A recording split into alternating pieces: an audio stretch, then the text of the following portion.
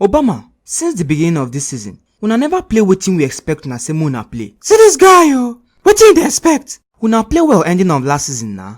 Una beat Man City and Liverpool, struggle qualify for Europa League. Una come beat Chelsea, carry FA Cup. Even the beginning of this season sef, una beat Liverpool for Community Shield and you score for that game. Wetin dey happen now?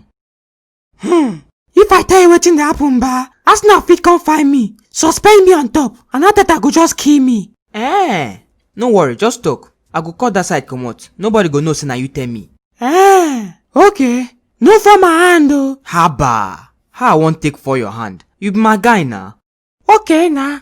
You see ba, the problem na Arteta oh. The guy stubborn, no be small. I don dey tell am say make him go call Ozil back, but the guy just dey do like fly wey no gree hear word. Him stubbornness no be for here, and dis our fans no dey gree us rest. Today dem go complain about Xhaka. Kochi go bench am, we go lose. Tomorrow dem go say na Lacazette. Kochi go bench am, we go lose. Another day dem go talk say na Pepe cause say make we dey lose. Dem go bench am, we go lose. Now na my turn. They say I no dey score goal, na just money I wan chop. If Kochi bench me, we go still lose. Even sef, before Oga Arteta start to dey get problem with Ozil, first bin dey talk say Ozil dey scatter our game, say the guy lazy pass slot. Now the guy no dey play, we still dey lose. See Kubala, the problem wey Arsenal get, no be one person cause am, and no be one person go solve am. Oga Arteta dey carry us get work experience.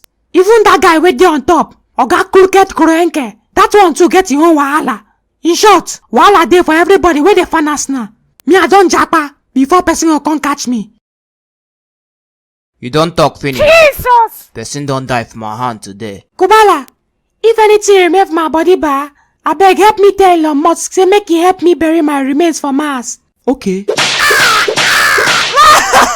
So after you dey stingy with your goals this season, you get mind dey talk this kind nonsense? No. Yeah! I don die. Kochi abeg.